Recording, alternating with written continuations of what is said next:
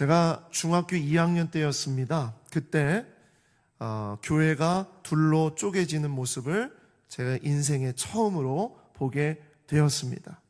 함께 예배하고 동고동락하면서 그렇게 가족처럼 지냈던 시골교회 성도들이 어느 날 주일 예배 도중에 두 파로 나뉘어져서 서로 삿대질을 하면서 비난하고 함부로 말할 뿐만 아니라 욕설을 섞어가면서 소리치는 것을 보게 되면서 저는 그 자리에 그 예배당에 있을 수가 없었습니다. 저희 아버지가 시골교회를 섬기다가 은퇴를 하셔서 아버지가 섬기는 그 교회는 이제 은퇴를 하셨으니 아버지가 가족들을 데리고 우리가 다른 교회로 가자 하셨어요. 그래서 읍내에 있는 다른 교회를 갔는데 이 교회가 이제 새로 개척이 돼서 외지에서 어느 목사님 가정이 와서 개척을 했는데 너무나 정말 마음이 가는 그런 교회였습니다. 그래서 우리 가족이 그 교회에 등록을 해서 다 같이 신앙생활을 시작을 했습니다. 정말 즐겁고 행복한 시간이었어요. 주일이면 다 같이 모여서 한 30명, 40명 정도 이렇게 모였는데 모여서 끝나면 다 같이 밥 먹고 그냥 주일이 매번 축제 같았어요. 그래서 어린 저였지만 교회 가는 게 즐거웠어요. 그렇게 교회 생활을 하고 지냈는데 그 교회 한 성도 중에 한 분이 한 성도가 그 목사님에게 이런 약속을 했거든요. 목사님, 제가 이 교회에 와서 너무나 행복하고 감사합니다. 정말 그 은혜가 너무나 커서 저희 땅을 팔아서 교회에 바치겠습니다 라고 그렇게 약속을 했습니다. 그런데 한 해가 지나고 두 해가 지나고 그렇게 날이 지나는데도 그 성도가 땅을 팔아서 안 바치는 거예요. 그런데 시간이 지나면서 어떤 일이 벌어지냐면 목사님이 이제 묻기를 시작한 겁니다. 집사님, 그거 언제 바칠 겁니까? 질문을 한 거예요. 처음에는 그냥 두 분이 서로 약속을 했으니까 그러니까 두 분이 서로 그냥 편하게 대화를 했어요. 그러면서 목사님 때가 되면 꼭 바치겠습니다. 이렇게 했는데 때가 지났는데 목사님 생각에는 때가 지났는데 안 바치는 거죠. 그러니까 아니 집사님 왜 자꾸 거짓말을 합니까? 하면서 점점 일이 커지기 시작을 했습니다. 그렇게 되면서 어떻게 됐냐? 서로가 위선자다, 거짓말장이다. 그러고 또 이 집사님은 목사님이 그렇게 말할 권한이 없다 하면서 이제 점점 그것이 감정의 싸움으로 번지기 시작을 했어요. 그렇게 되면서 교회 안에서 그 일로 인해 파가 나뉘어지고 아까 말씀드렸던 그런 사건이 벌어지게 된 것입니다. 어느 날 예배 중에 싸움이 일어났습니다. 앞에 강단에 서 있었던 목사님은 저희 아버지를 불러 세웠어요. 아버지를 세우고 물었습니다. 저희 아버지한테 물었습니다. 누구의 말이 맞습니까? 어른이니까 한번 대답을 해보시라 그랬어요. 그런데 저희 아버지가 그 자리에 일어서서 예배 중에 이런 이야기를 나누면 안 됩니다. 예배는 오직 하나님만을 바라보면서 예배해야 됩니다. 다 참으십시오. 이렇게 중재를 했습니다. 그랬더니 갑자기 강대상에 있었던 목사님이 아버지를 향해서 그러는 거예요. 이게 다 당신 때문입니다. 그러는 거예요. 나이가 제일 어른이고 다른 교회에서 또 목회를 하셨는데 이런 성도들을 제대로 이렇게 케어를 하지 못하는 바로 당신이 잘못이다라고 그 자리에서 막 말을 퍼부었어요. 그 싸움파 한가운데 서 계신 아버지를 제가 보면서 뒤에 앉아 있다가 저는 교회 문을 박차고 튀어나갔습니다. 그리고 그 교회 마당에 나가서 하늘을 향해서 삿대질을 하기 시작을 했습니다. 당신이 정말 살아있다면 어떻게 우리 아버지한테 이럴 수 있냐고. 왜 저걸 가만히 보고 가만히 계시냐고 하면서 제가 다짐했어요. 나는 절대로 목사가 안 될 거다. 나는 절대로 당신의 종이 되지 않을 거라고 그렇게 하면서 소리를 치고서 제가 다짐을 했습니다. 그런데 어떻게 목사가 됐냐고요? 그 이야기는 예전에 했지만 또 기회가 되면 다음에 드리도록 하겠습니다. 여러분, 그 성도들은요, 처음엔 모두 다 좋은 일꾼들이었어요. 시작할 때 그렇게 정말 뜨거운 공동체가 없을 정도로 뜨거웠어요. 자기의 밥을 나누고, 자기의 쌀을 나누고, 자기의 삶을 나누고, 시골의 성도들이 모일 때마다 축제처럼 그렇게 지냈단 말이에요. 그런데 몇 년이 지나서 무너지는 겁니다. 무너져도 그렇게 무너질 수가 없었어요. 제가 이걸 중학교 2학년 때 경험을 했었습니다. 또 지난주에 제가 나눴던 교회 있잖아요. 제가 처음으로 전도사가 되어서 나갔던 그 교회 사역을 마치고 제가 이제 다른 곳으로 이제 임지를 옮기게 돼서 이제 옮겼는데, 그 교회에 제가 알고 있었던 성도들이 막 저를 찾아왔어요. 큰일 났습니다. 무슨 큰일이 났습니까? 그랬더니 그 교회가, 제가 섬겼던 그 교회에 신천지가 잔입을 해가지고 몇 년 동안 평신도로 지내다가 리더가 딱 되니까 그 신천지가 이제 자기의 그 색깔을 딱 드러내면서 교회를 완전히 뒤집어 엎어놓은 거예요. 여러분, 그 신천지 추수꾼들이 그렇게 한 교회들 이야기를 여러분 잘 알고 계시죠? 그 교회 중에 한 교회가, 그렇게 뒤집어진 교회가 제가 섬겼던 교회였어요. 여러분, 그런 일이 벌어져서 교회가 완전히 이렇게 막 무너지고 엉망진창이 되면 어떤 일이 일어나게 되느냐? 의심의 영이 가득해집니다. 어렸을 때부터 같이 먹고 어렸을 때부터 같이 함께 지냈던 성도들이 다 의심이 되는 거예요. 심지어 형제가, 형, 아우, 또 누나, 동생, 이런 형제들이 서로를 의심합니다. 교회 안에서 뭔가 조금이라도 어려움이 생기면 너 신천지 아니야? 무조건 이렇게 질문하는 거예요. 너 이단 아니야? 너 사이비 아니야? 모든 프레임을 다 그렇게 보게 되는 겁니다. 함께 지냈던 장로님들이, 함께 지냈던 권사님들이, 또 함께 지냈던 선생님들이 서로가 의심하게 되면서 싸우게 되는 거예요. 다 신천지로 보이고 모든 문제만 있으면 이단이라고 하고 사입이라고 하고, 그렇게 되면서 깊은 상처 가운데 아름답게 성장하던 교회가 무너지는 것을 보게 되었어요. 그 교회요, 정말 뜨거웠던 교회였습니다. 그 사람들이요, 좋은 일꾼들이었어요. 정말 좋은 일꾼들이었어요. 성장하는 교회였어요. 그러나 그 공동체가 무너지는 데는 얼마 걸리지 않았어요. 마지막으로 한 교회 이야기를 더 드립니다. 어찌나 저는 이런 교회의 경험이 많은지 모르겠지만 이것이 저에게는 참 큰 또 힘이 돼요. 제가 겪었던 이 교회는요, 참으로 단단하게 성장하고 아름다운 공동체로 그 지역에 선한 영향력을 미치는 교회였습니다. 그런데 담임 목사의 리더십 교체 가운데에서 교회가 큰 어려움을 겪게 되었어요. 담임 목사 바뀔 때 교회에 힘든 일들, 어려운 일들이 나타나는 그런 교회 이야기를 많이 들어보셨잖아요. 그런 교회 중에 한 교회였어요. 그래서 성도들이 너무나 상처를 받고 실망하고 교회를 떠나게 된 것입니다. 성도들에겐 이런 말 저런 말들이 무수히 막 날개에 달린 말이 되어가지고요, 그냥 막 사실이든지 사실이 아니든지 왜곡된 것이냐 아니든지 그런 팩트 체크가 되지도 않은 채 그냥 소문만 가지고 사람들을 판단하고 공격하고 이런 일들이 벌어졌습니다. 그러면서 파가 나뉘기 시작을 합니다.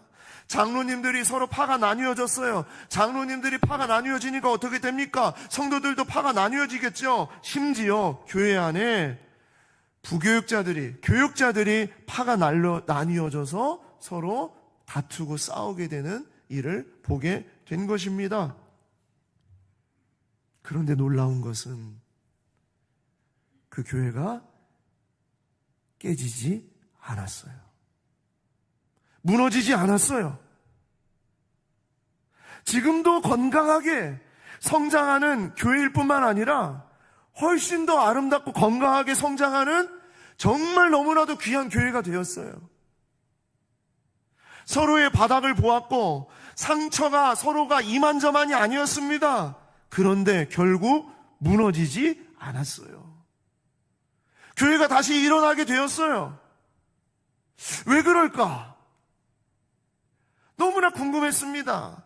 제가 어린 시절에 다녔던 교회, 또 처음 사역했을 때 교회와 완전히 다르게 이 교회는 다시 일어서고 선한 영향력을 미칠 뿐만 아니라 더 많은 성도들이 함께 모이는 교회로 바뀌었어요.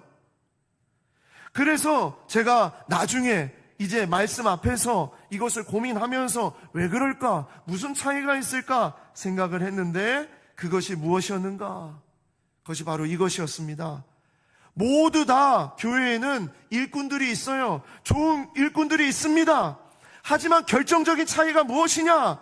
그것은 좋은 일꾼들이 있느냐? 아니면 예수의 좋은 일꾼들이 있느냐? 사람 중심의 일꾼들이 있느냐? 아니면 예수 중심의 일꾼들이 있느냐? 이겁니다. 마지막에 말씀드렸던 이 교회는요, 중간의 리더들이, 우리로 말하면 목자들이 예수의 마음을 품고 기도를 하기 시작을 했습니다. 목자들이요, 목원들을 데리고 또 여러 성도들을 데리고 우리 교회를 위해서 기도하자, 교회는 정말 하나님의 성전이다, 이렇게 하면서 중간에 목자들이 흔들리지 않은 거예요.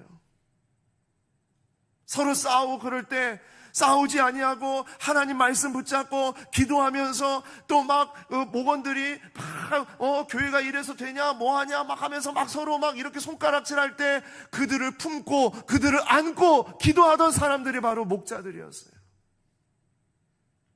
여러분, 그 교회는 너무나도 아름답게 성장하고 귀한 쓰임을 받고 있다는 겁니다. 여러분, 좋은 일꾼은 있습니다. 그러나 교회는 정말 예수의 좋은 일꾼이 돼야 돼요. 사람 좋은 일꾼은 아니라는 거예요. 한때 좋을 수 있어요. 한때 괜찮을 수 있어요. 그러나 결정적인 순간에 어려운 일이 닥쳤을 때, 그때 교회가 살아나느냐 아니냐는 예수의 좋은 일꾼이 있느냐 없느냐예요. 사람이 모이는 교회는 반드시 문제가 생기고 다른 교훈이 일어날 수 있습니다. 초대교회에 정말 우리가 초대교회로 돌아가자 그러지만 사실 초대교회는 지금 우리가 있는 교회보다 훨씬 더 어렵고 힘든 문제들이 많습니다. 우리가 지금 읽고 있는 에베소 교회가 그렇습니다. 디모데가 사역을 하고 있는 이 에베소 교회는 바로 이 다른 교훈, 거짓 교사, 이러한 문제들이 그 안에서 생겨나고 있었어요. 디모데전서 4장 1, 2절 보시겠습니다. 그러나 성령이 밝히 말씀하시기를 후일에 어떤 사람들이 믿음에서 떠나 미혹하는 영과 귀신의 가르침을 따르리라 하셨으니, 이 사람들이 어디서 왔어요? 외부에서 왔어요? 아니에요. 이 사람들은 어떤 사람들이냐? 같이 있었던 사람들 중에 믿음에서 떠난 사람들이에요. 좋은 사람들이었어요. 좋은 일꾼들이었어요. 자기를 희생하는 사람들이었어요. 그런데 그 사람들이 믿음에서 떠나게 된 거예요. 다 같은 성도였습니다. 어렸을 때부터 함께 지냈던 성도들이었어요. 그런데 그들이 다른 교훈을 가르치는 거짓 교사가 되는 겁니다. 이 사람들이 어떤 사람들이냐? 바로 바울이 디모데전서 1장에 언급하고 있었던 사람들이에요. 디모데전서 1장에 언급된 바로 이 사람들, 이 거짓 교사들, 다른 교훈을 전하는 자들, 그들의 특징은 이렇습니다. 첫 번째로 성경의 진리에 반하는 사상을 가르친다. 성경을 가르치고 성경을 말하는 것 같지만 성경의 진리에 반대하는 사상을 집어넣습니다. 두 번째로 사람들이 예수님께 나오도록 돕는 것은 하지만 사소하고 분열을 일으키는 논쟁을 조장합니다. 자꾸 이간질, 자꾸 분열을 시키고 자꾸 논쟁을 일으켜요. 세 번째로 자신의 삶에서 하나님이 함께 하심에 관심이 없고 대신 헛된 말에 시간을 쏟습니다. 이 헛된 말은 비난하는 말, 비교하는 말, 험담하는 말, 그리고 세상적인 말, 어떻게 하면 돈 잘 버는가, 어떻게 하면 자식 농사 잘 지는가, 이런 말들에 휩싸여서 헛된 말에 시간을 쏟습니다. 그리고 네 번째로, 내면의 동기는 자기 이름을 높이거나 평판을 추구하는 것입니다. 겉으로는 주님을 부르짖고 주님 앞에 기도하는 것 같지만 속은요, 조금이라도 내가 손상이 되고 내 이름이 지워지고 내가 뭔가 드러나는 자리에 없으면 속상한 거예요. 그 다섯 번째, 하나님의 권위에 복종하는 대신 자신들의 권위에 복종하라고 요구합니다. 깨지는 교회, 무너지는 교회는 대부분 이런 사람들이 핏발을 세우면서 내가 맞다고, 내가 정말 정확하다고 하면서 바로 이렇게 자기들의 권위에 복종하라고 요구합니다. 바로 이러한 일이 어디에 나타나느냐? 에베소 교회에 나타났다는 거예요. 그래서 이 에베소 교회에 특히 오늘 우리가 읽었던 4장의 말씀을 보니까 이 사람들이 어떻게 했는가? 이렇게 합니다. 디모데전서 4장 3절에서 5절입니다. 혼인을 금하고 어떤 음식물은 먹지 말라고 할 터이나 음식물은 하나님이 지으신 바니 믿는 자들과 진리를 아는 자들이 감사함으로 받을 것이니라. 자, 이야기는 뭐냐? 이 사람들이요, 거짓 교사들이 엄중한 규범을 제시하고 그것을 지켜야 제대로 된 그리스도인이라고 지금 가르치고 있는 거예요. 그들이 말하는 게 뭐냐? 엄격한 훈련과 규례입니다. 그게 뭐냐? 결혼하지 말라, 특정 음식 먹지 말라, 그렇게 정하는 거예요.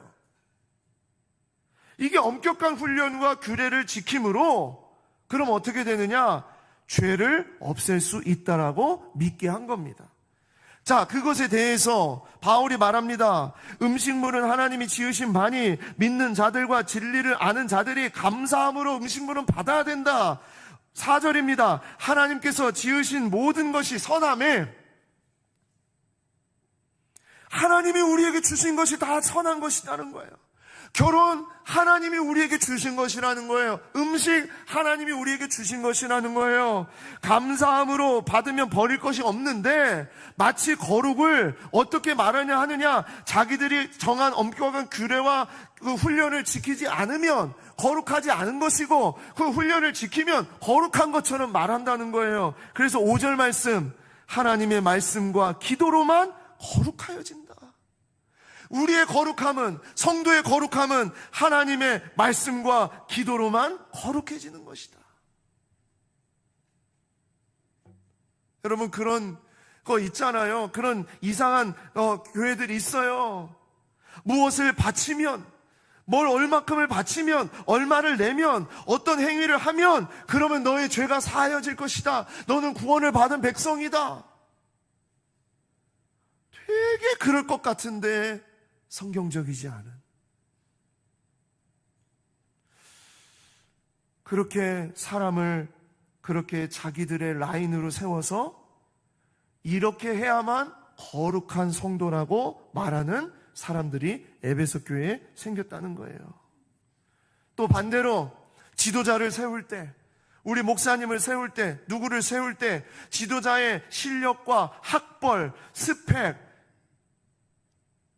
그리고 얼마나 그 사람이 말을 정말 그 메시지를, 설교를 정말 잘하는지, 얼마나 유명한지, 그런 게 기준이 돼서 교회를 리더로 세우는 일들이 있었어요.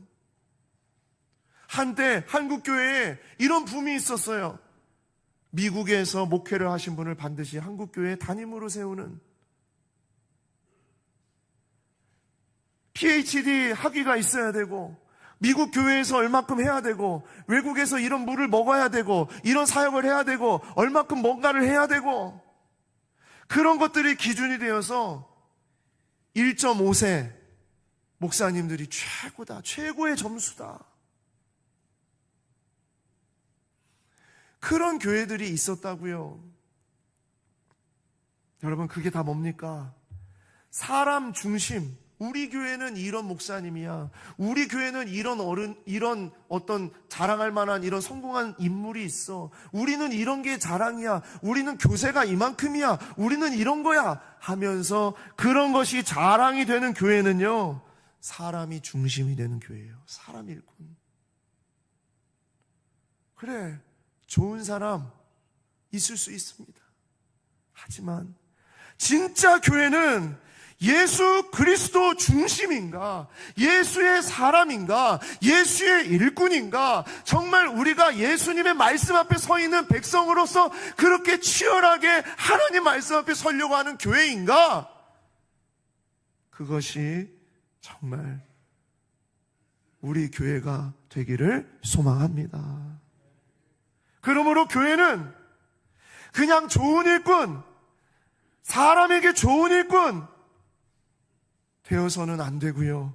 오직 그리스도 예수의 좋은 일꾼, 예수님께 좋은 일꾼이 되는 그런 교회가 되어야 되는 줄 믿습니다.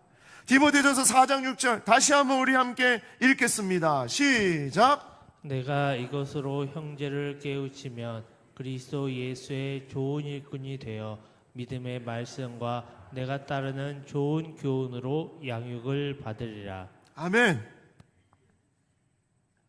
이러한 이야기, 지금 바울이 말하는 이러한 것으로 교회를 새롭게 다시 일으키라는 얘기예요. 그렇게 해야만 그리스도 예수의 좋은 일꾼이 된다는 것입니다. 그러므로 1차적으로 이 이야기는 바울이 디모데에게 하는 얘기예요. 네가 지금 섬기는 에베소 교회가 여러 가지 문제가 있고 힘들고 어려운 일이 있지만, 그러나 디모데야, 그리스도 예수의 좋은 일꾼들을 세워야 된다. 예수의 좋은 일꾼이 나와야 된다. 너의 사람 세우면 안 된다. 너가 좋아하는 사람 세우는 거 아니야. 예수의 일꾼을 세워야 돼. 그리고 2차적으로 이 편지는 누가 봤을까요? 에베소 교회 성도들이 봤을 거예요. 디모데가 에베소 교회 성도들 앞에서 분명히 이 편지를 읽었을 겁니다. 그러면서 우리 교회가 어떤 교회가 되어야 될까? 그러면서 에베소 교회 성도들이 예수의 좋은 일꾼이 되기를 사모했을 거예요. 그리고 세 번째로 3차적으로 이 이야기는, 이 편지는 누구를 향한 얘기입니까? 우리 주님이 이 시대를 살아가고 있는 교회인 우리 모두에게 주시는 말씀인 줄 믿습니다. 제발 그냥 좋은, 사람 좋은 일꾼 되지 말고 예수의 좋은 일꾼이 되라. 자, 그러면 어떤 것이 예수의 좋은 일꾼이 되는 것일까요? 바울은 이제 얘기합니다. 어떤 것이 예수의 좋은 일꾼인가? 자, 첫 번째로 예수의 좋은 일꾼은 어떤 사람이냐? 경건에 이르도록 자신을 연단하는 일꾼이에요. 경건에 이르도록 자신을 연단하는 일꾼이 예수의 좋은 일꾼이다. 디모데전서 4장 7절에서 9절입니다. 망령되고 허탄한 신화를 버리고 경건에 이르도록 내 자신을 연단하라. 망령되고 허탄한 신화를 버리고 경건에 이르도록 내 자신을 연단하라. 이것이 첫 번째로 정말 교회에 세워져야 될 정말 예수의 좋은 일꾼이라는 거예요. 여기 이 망령되고 허탄한 신화를 버리라는 이 의미는 무엇이냐면, 이 망령되다라는 뜻이 무엇이냐? 이것은 두 가지 단어가 합쳐진 단어입니다. 헬라어로 베벨루스라는 단어를 쓰는데 두 가지가 합쳐졌어요. 뭐냐? 거룩한 곳이라는 단어와 어떤 거룩한 장소, 거룩한 영역을 말하는 단어와 선을 넘다라는 단어가 합쳐진 단어예요. 그러니까 망령되다라는 것은 뭐냐? 주께서 멈추라는 곳에서 멈추고, 주님께서 하지 말라는 거 하지 말고, 주님께서 거룩하게 지키라는 것을 끝까지 지켜나가야 되는데 그것을 지키지 않는 것, 그것이 망령된 거예요. 자, 그리고 허탄한 신화가 뭔가? 허탄한 신화는 이것을 원어로 보게 되면 늙은 노파가 어린아이에게 들려주는 헛된 말이다, 그렇게 표현되어 있어요. 늙은 노파라고 했을 때 나이 많은 그런 할머니나 그런 여인들이 어린아이들에게 곁에 끼고 그렇게 들려주는 헛된 말, 뭐냐? 옛날 이야기, 옛날의 이야기, 이랬단다, 옛날에 이랬단다. 단순히 이것은 어떤 나이 많은 어른을 말하는 것이 아니라 정말 허탄한 말들, 사실이 아닌 이야기들, 지은 이야기들을 하는 것을 말하는 거예요. 그러니까 이단들이나 거짓 교사나 다른 교훈을 주장하는 사람들이 디모데전서 1장 4절에 그랬잖아요. 끝없는 족보와 신화를 말했다라고 했잖아요. 바로 그걸 말합니다. 성경을 말하는 것 같지만, 구약의 성경을 가져다가 말하는 것 같지만, 그것을 마치 어떻게 바꿔요? 끝없는 족보와 신화를 나타내는 거예요.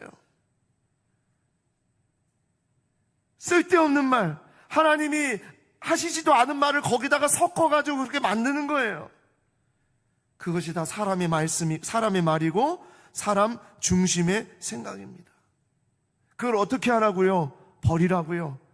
이 버린다라는 단어가 뭐냐? 이것은 강하게 거절하고 거부하고 반대한다는 말이에요.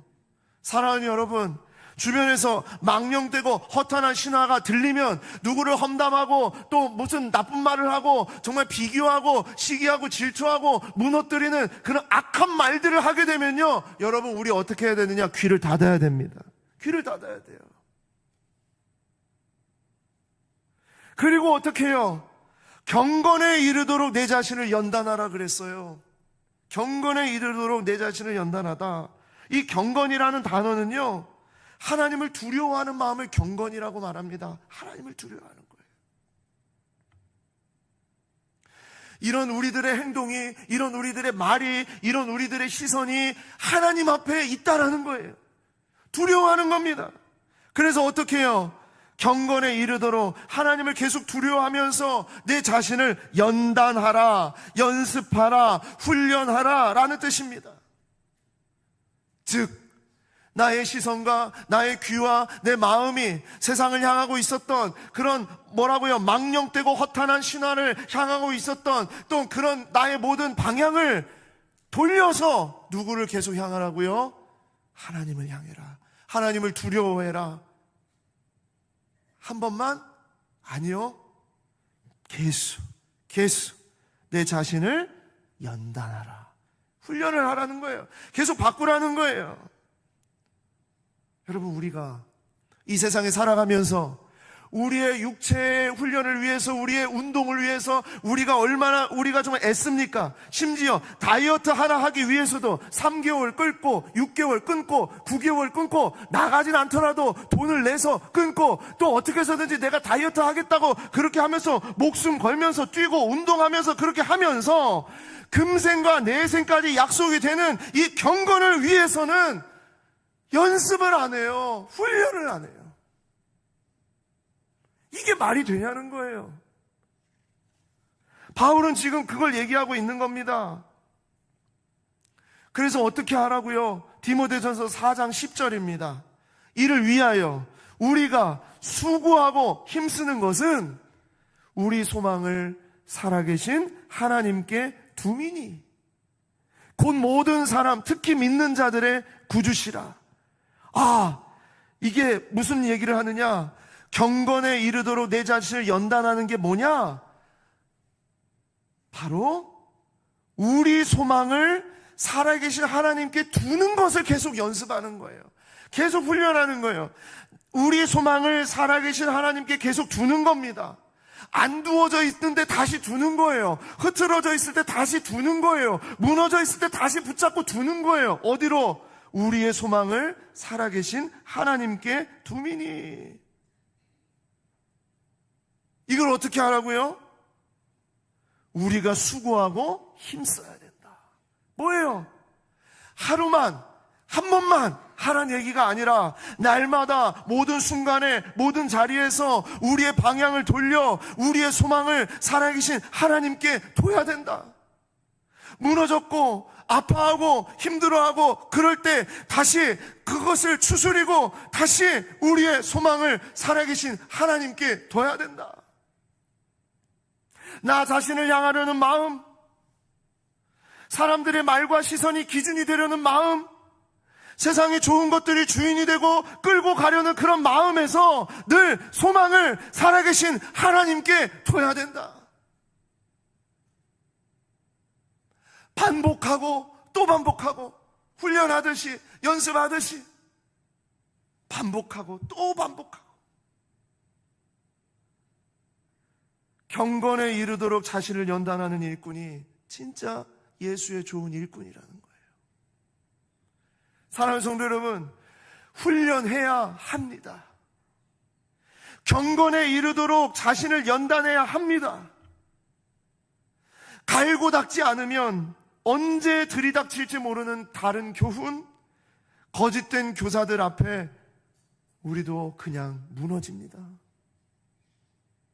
여러분, 예수님도 제자들을 불러서 야, 너는 나의 제자야. 알지? 기억하지? 그리고 예수님이 떠나지 않았어요. 너는 나를 따르라 그랬어요.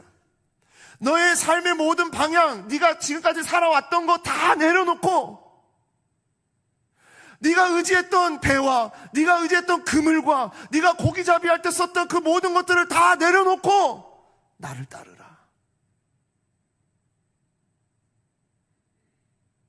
예수님도 제자들을 가만히 두지 않았어요. 3년을 데리고 다니면서 훈련을 시켰어요. 그뿐입니까? 예수님이 이제 죽으시고 부활하셔서 이제 하늘에 오르실 때, 승천하실 때 뭐라고 말씀하십니까? 너희는 가서, 그냥 너희는 그 자리에 가만히 있어서 그냥 내가 올 때까지 가만히 있어라, 그게 아니잖아요. 뭐라고요? 너희는 가서 모든 족속으로 제자를 삼아 아버지와 아들과 성령의 이름으로 세례를 주고 가르쳐 지키게 하라. 내가 분부한 모든 것을 가르쳐 지키게 하라. 가만히 있으라는 게 아니에요. 그래서 제자도는 영어로 discipleship이라고 그래요. 이게 뭐냐? 훈련입니다. 연단을 말합니다. 진짜 우리가 주님의 제자가 되는 것은 훈련이에요. 연단하는 거예요. 여러분이 정말 이 연단을, 자기 자신이 경건에 이르도록 자신을 연단하는 이 연단을 멈춰버리면 그곳에 세상의 연단이 반드시 들어올 겁니다. 물질, 유혹들, 사람에 비교하는 것들, 세상의 세속적인 그런 이야기들, 그런 뉴스들이 내 안에 꽉 채워질 거예요. 사랑하는 여러분, 제가 교회에서 하는 훈련만 받으라는 걸 말씀드리는 게 아니에요. 말씀 묵상과 기도의 무릎이 우리 삶에 늘 있어야 된다는 걸 말하는 겁니다. 하나님의 말씀을 듣고 읽는 것에 그치는 것이 아니라 이 말씀을 내 삶으로 옮기는 치열한 작업들이 있어야 된다는 걸 말하는 거예요. 그래서 반드시 훈련하셔야 됩니다. 그냥 나를 높이는 훈련, 나의 지식을 높이는 훈련, 직분을 받기 위한 훈련, 그런 훈련이 아니라 날마다 나의 소망을 살아계신 하나님께 두는 훈련이에요. 날마다 나의 소망을 살아계신 하나님께 두는 훈련. 경건에 이르도록 자신을 연단하는 일꾼이 정말 예수의 좋은 일꾼이다. 두 번째, 좋은 일꾼, 예수의 좋은 일꾼은 누구냐? 나이를 떠나 믿는 자에게 본이 되는 일꾼입니다. 나이를 떠나 믿는 자에게 본이 되는 일꾼. 디모데전서 4장 12절입니다. 누구든지 내 연소함을 업신여기지 못하게 하고 오직 말과 행실과 사랑과 믿음과 정절에 있어서 믿는 자에게 본이 되라 그랬어요. 자, 여러분, 여기 연소함 할 때 이 연소하다라는 이 단어는 헬라어로 이 단어는 어떤 대상을 향해서 쓰는 단어냐면요, 40세, 당시에 40세 이하인 사람들을 향해서 연소하다 그랬어요. 그러니까 지금 아마도 디모데는요 30대에서 40대에 이르는 젊은 목회자였다라는 것을 알 수가 있는 겁니다. 그 연령대에 쓰는 단어였기 때문에 그렇습니다. 그래서 디모데는 에베소 교회 신자들 사이에 그 연령에 비해서는 어렸어요. 연소했어요. 어렸습니다. 그리고 이 교회는, 에베소 교회는 어떤 교회였냐면 바울의 가르침을 받았던 교회였기 때문에 바울이라는 거대한, 정말 아주 정말 엄청난 그런 인물이 세운 교회였기 때문에 바로 그에 비해서 디모데는 너무나도 미약해 보인 거죠. 약해 보이는 거예요. 그래서 이 디모데에게는 어려움이 두 가지가 공존했을 겁니다. 한 가지가 뭐냐면 실제 본인의 나이가 어렸고, 두 번째로는 자기의 전임 목회자가 누구였어요? 바울 사도였다는 거예요. 그것에 대한 그 엄청난 부담감이 이만저만이 아니었을 것이다 라는 것입니다. 제가 이걸 보면서 딱 생각나서, 이거 딱 나네. 제가 그랬어요. 제가 영광교회 처음 부임하게 될 때 40대 중반에 제가 이렇게 딱 부임하게 될 때 처음에 와서 우리 교회 성도들을 뵀는데 딱 뵈니까 우와, 다 저의 아버지와 어머니 같은 분들이 정말 많이 계시더라고요. 그러니까 역사와 전통이 있는 교회죠, 이 교회가. 그리고 1대, 2대, 3대의 성도들이 나오는 교회니까, 그러니까 1대의 어른들이 얼마나 짱짱하시겠어요. 제가 보니까 진짜 나는 그분들의 아들보다도 어려. 큰일 났다. 이런 생각을 했고, 그리고 두 번째로 저에게 걱정이 됐던 건 뭐냐? 이 교회를 담임했던 목사님들의 배경입니다. 총회장이 두 분이 나오시고 합동신학대학원 총장이 나오시고, 그런 분들이 담임을 하셨던 교회에 제가 간다고 하니까 제 주변에 있었던 동기 목사들이 저한테 그랬어요. 너 갈 수 있겠냐? 너 그 교회 너 정말 갈 수 있겠냐? 그랬어요. 이런 부담감과 이런 게 디모데에게 있었다는 거예요. 그래서 저는요, 아예 처음에 올 때부터 마음을 먹었습니다. 나는 그분들과 범접할 수 없는 그분들, 나랑 비교 대상이 되지도 않을 그런 분들이기 때문에 일찌감치 저는 모든 것을 다 내려놓을 수가 있었어요. 다 내려놓고 시작했어요. 디모데는 어떻겠냐고요? 총장, 총회장 이런 분들이 아니라 바울이라고요. 바울. 누구요? 바울이요. 바울이 세운 교회예요. 바울의 메시지를 듣고 사람들이 자라났어요. 그런 교회에 40도 안 된 어린 젊은 그런 목회자가 갔으니 어떻겠냐고요. 그래서 디모데는 세 가지를 견뎌내야 됐습니다. 첫 번째, 뭐요? 견뎌야 됐다는 거예요. 그냥 견디는 걸 견뎌야 되는 거예요. 디모데는 교회의 어떤 어른이든 누구에게든 그 비교와 또 상대적인 어떤 그런 박탈감 같은 감정을 스스로 느낄 수밖에 없는 자리에 있었습니다. 그래서 그걸 이겨내야 됐어요. 그런 사람들의 말과 시선, 이러지 않았겠어요? 예전에 바울은 안 그러셨는데요. 예전에 목사님은 안 그랬는데요. 예전에 우리 교회는 안 그랬는데요. 당신은 왜 그렇습니까? 당신은 경험이 부족해서 그런 거 아닙니까? 당신은 이런 문제가, 이런 것을 지식이 좀 적어서 그런 거 아닙니까? 우리도 다 해봤는데요. 우리도 다 해볼 거 다 해봤는데요. 또 어떤 분들은 이제 우리 디모데 목사님, 디모데가 오셨으니까 이제 우리 교회가 이제 30대, 40대의 젊은 교회로 우리가 완전히 뒤집어지고 변화될 것을 기대합니다. 그러나 저는 건들지 말아주시기를 바랍니다. 이런 어른이 있을 수 있어요. 교회가 젊어지고 교회가 새로워지는 것은 좋은데 나에게는 희생을 말씀하지 않았으면 좋겠어요. 그럴 수 있잖아요. 그런 걸 감당하고 견뎌야 됐다는 거예요, 디모데가. 두 번째로 디모데에게 꼭 있어야 되는 것이 무엇이었냐? 본이 돼야 된다는 겁니다. 본. 바울이 그랬죠. 너는 오직 말과 행실과 사랑과 믿음과 정절에 있어서 믿는 자에게 본이 돼야 된다라는 거예요.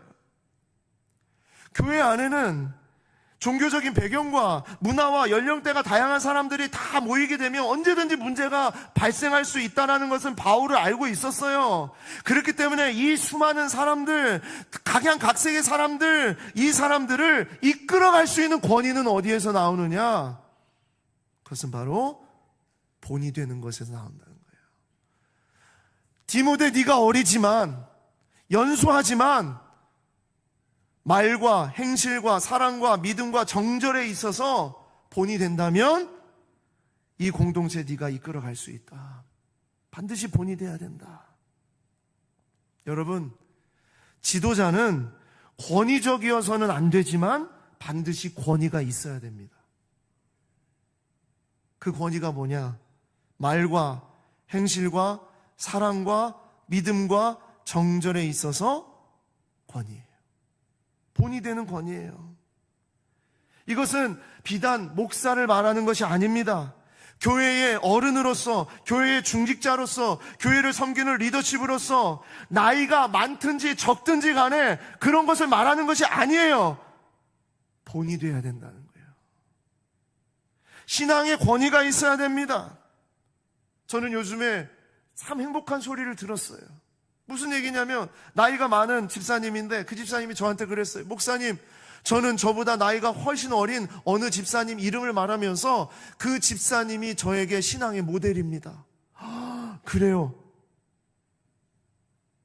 그렇게 정말 기대고 싶고 그렇게 신앙적으로 바르고 정말 나에게 마음에 힘들고 어려운 일이 있으면 저는 언제나 그 집사에게 가서 의논합니다. 야, 우리 교회에 디모데와 같은 그런 분이 있구나.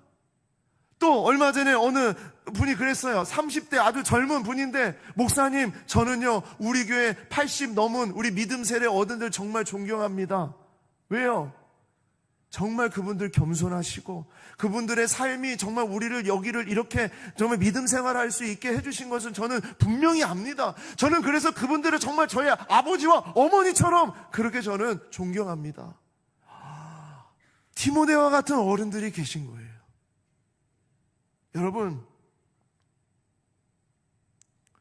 정말 교회에 예수의 좋은 일꾼은요, 나이를 떠나서 믿는 자에게 본이 되는 일꾼이 있어야 된다는 거예요. 그런 일꾼이라는 겁니다.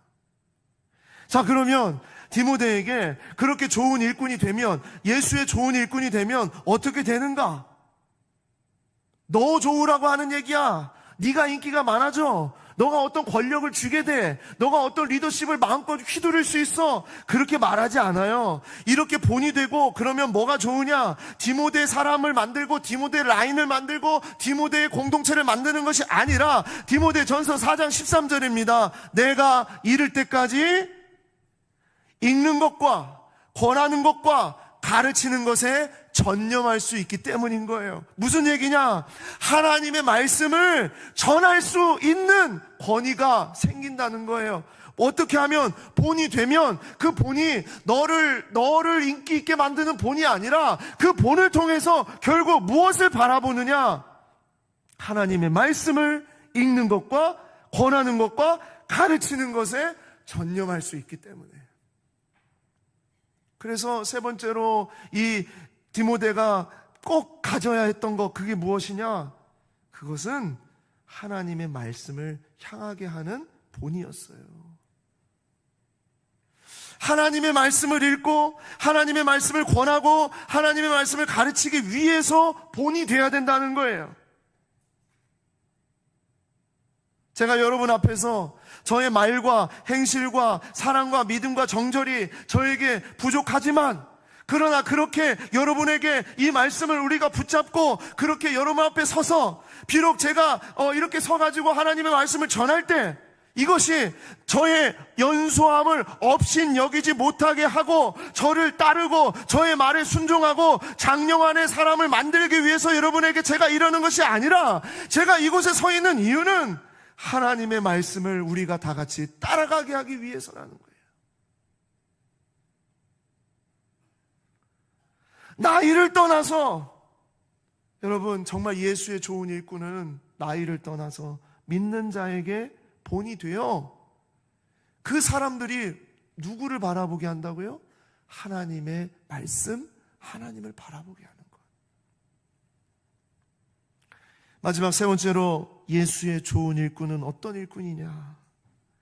모든 은사로, 하나님이 주신 은사로 모든 일에 전심전력하는 일꾼입니다. 하나님이 주신 은사로 모든 일에 전심전력하는 일꾼. 디모데전서 4장 14절 15절입니다. 내 속에 있는 은사 곧 장로의 회에서 안수받을 때에 예언을 통하여 받은 것, 그게 뭔지는 모르겠지만 바울과 디모데는 알죠. 그것을 가볍게 여기지 말며 15절 이 모든 일에 전심전력하여 너의 성숙함을 모든 사람에게 나타나게 하라 그랬습니다. 늘 말씀드립니다만 하나님께서 나에게 주신, 하나님께서 우리에게 주신 축복과 감사를 흘려보내지 않으면, 그것으로 공동체를 섬기지 않으면 그것은 반드시 썩습니다.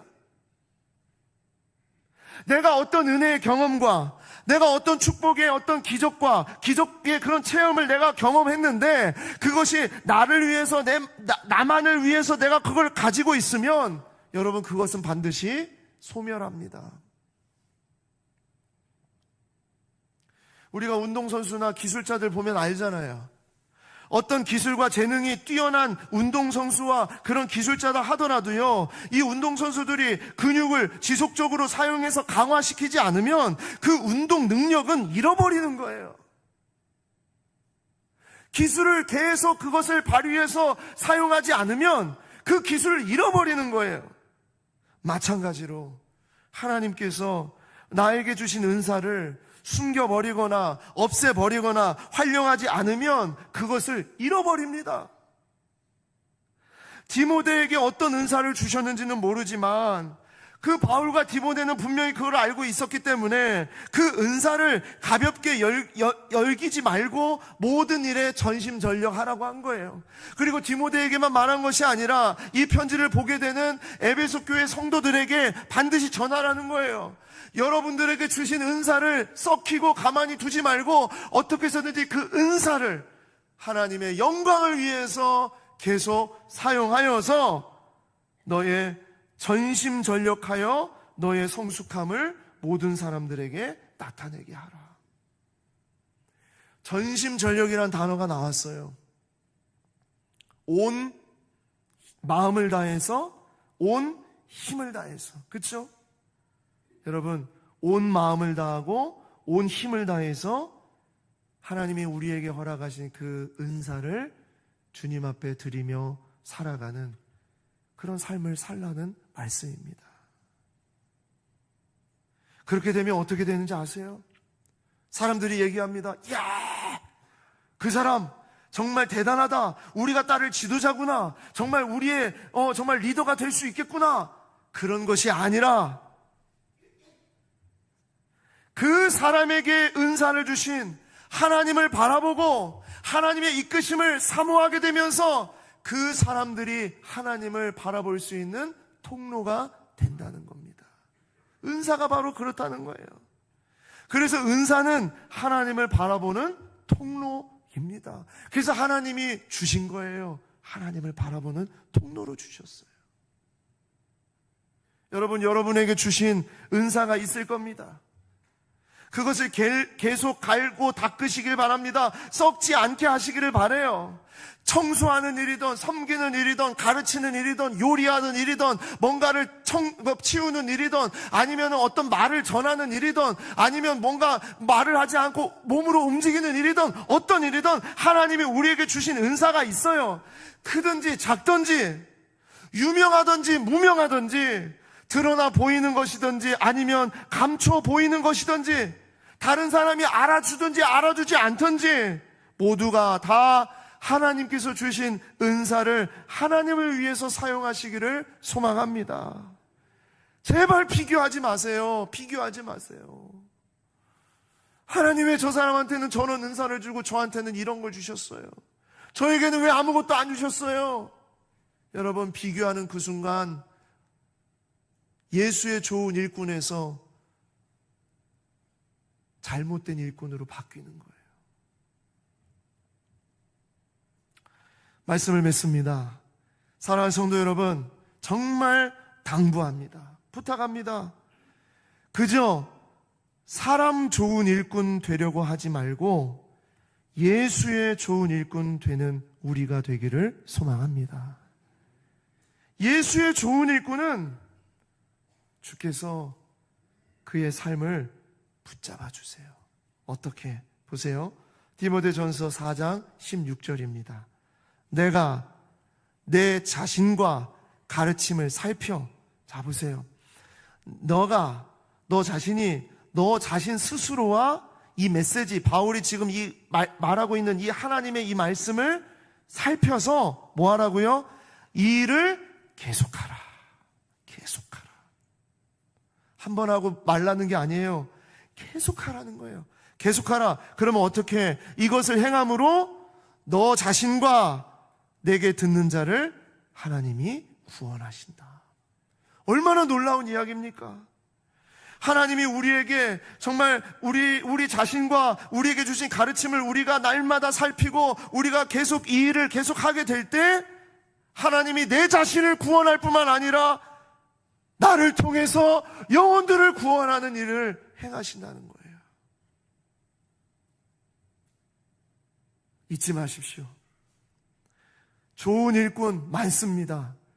많아요. 세상에도 많아요. 정말 좋은 일꾼 많아요. 괜찮은 일꾼 많아요. 그러나 우리는 그런 좋은 일꾼이 아니라 예수의 좋은 일꾼, 예수 중심의 좋은 일꾼, 정말 하나님이 기뻐하시는 좋은 일꾼으로 날마다 우리가 그렇게 연단하고 우리가 살피고 전심전력해서 나아가는 그러한 사람 되시기를 소망합니다.